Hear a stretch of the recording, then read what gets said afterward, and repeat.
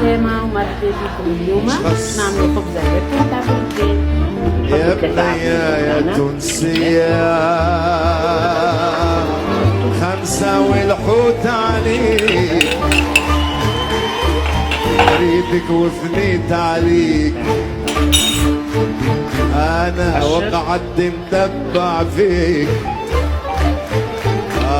يا بنية يا تونسية خمسة والحوت عليك، وقتش وجهك يضحكني وشفرك نكحلينا عليك، بعد الحفلة نتلاقى بيه وريدك لحد الوقت واحنا على بعضنا بعاد يبوز الراس واحنا ما لقيت كيفاش نوصلها تلها وبينا نعبان. وقتاش يا مشلول في خجل. بعد ما دهنا المول بتاعنا بالزبدة ورشنا على السمينة نسميه بسم الله نحطوا الخليط بتاعنا.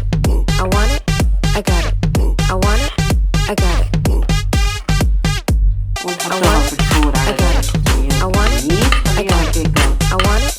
دقيقة ونرجعوا لها من بعد.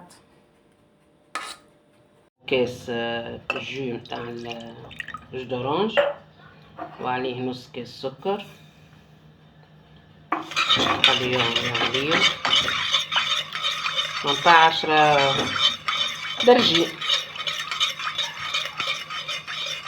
هذا باش نستوي بيهم بعد الخبز القرطو بعد ما تطيب.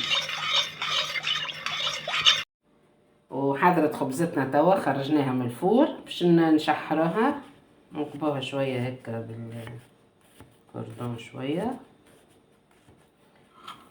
ونشحروها بالشحور متاعها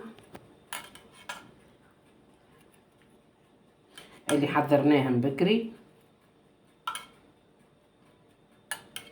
ما نحكي لكمش بالحق على ريحتها محلاها متاع البرتقال، بنينة برشا تعجبني.